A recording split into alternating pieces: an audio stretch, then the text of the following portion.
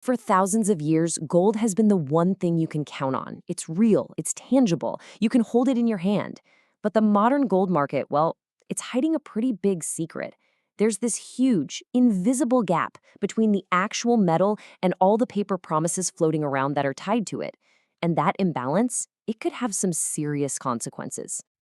And this number, this is what it's all about. Some folks estimate that for every one single ounce of real physical gold sitting in a vault, there might be as many as 100 ounces of paper claims out there. 100 to 1. So how is that even possible? And what are we even talking about when we say paper gold? Okay, so on one side, you have physical gold. This is the real deal, right? Coins, bars, the actual metal. There's no middleman. You hold it, you own it. But on the other side, you've got paper gold. Think of these like ETFs or futures contracts.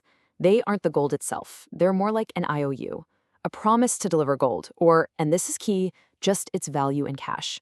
So one is the actual thing, the other is a claim on the thing.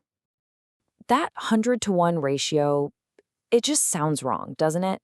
How can you possibly have so many more claims than the actual asset?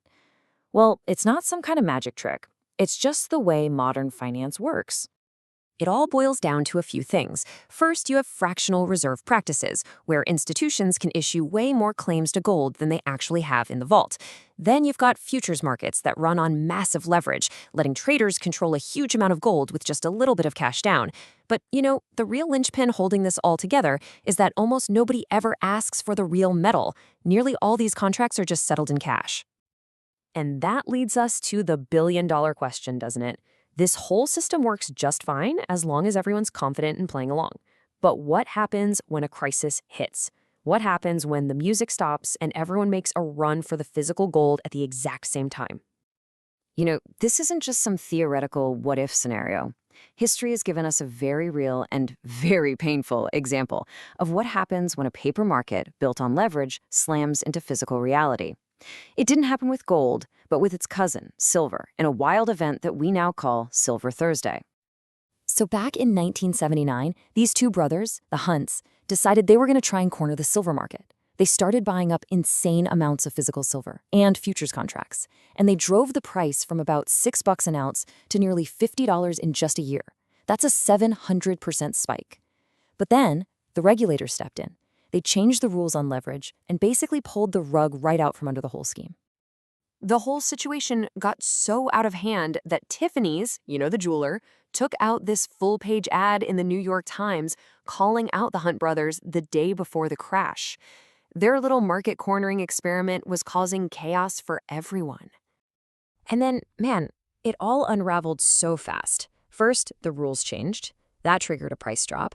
That drop led to a massive margin call that the Hunts just couldn't pay, and that sparked a panic that almost took down some of the biggest firms on Wall Street. The only thing that stopped a total meltdown was a last-minute billion-dollar bailout. It was a huge wake-up call about the dangers of these highly leveraged paper markets. Okay, so if that's the kind of risk we're talking about, how do the biggest players in the world, we're talking entire countries, protect themselves? Well, they sure aren't relying on paper promises. They hold physical gold. And there's some really fascinating research that shows us exactly why having the real thing is so important. Now, to get this, we just need to understand one little bit of financial jargon: sovereign CDS spreads. It sounds complicated, but it's not, I promise. Just think of it like a credit score, but for a whole country. A high score or a high spread means investors think there's a bigger chance that country might not pay its debts. So lower is better. And the main finding from this study of 48 different countries was crystal clear. They found a direct link. The more physical gold a country's central bank holds, the lower its risk score. In the eyes of the global market, physical gold literally equals safety. But here's where it gets really powerful. The study didn't just find that gold helps. It found out when it helps the most. Is it just a nice thing to have when times are good? Or is it an absolute lifeline when things go bad? So let's look at normal times first, when the economy is just chugging along.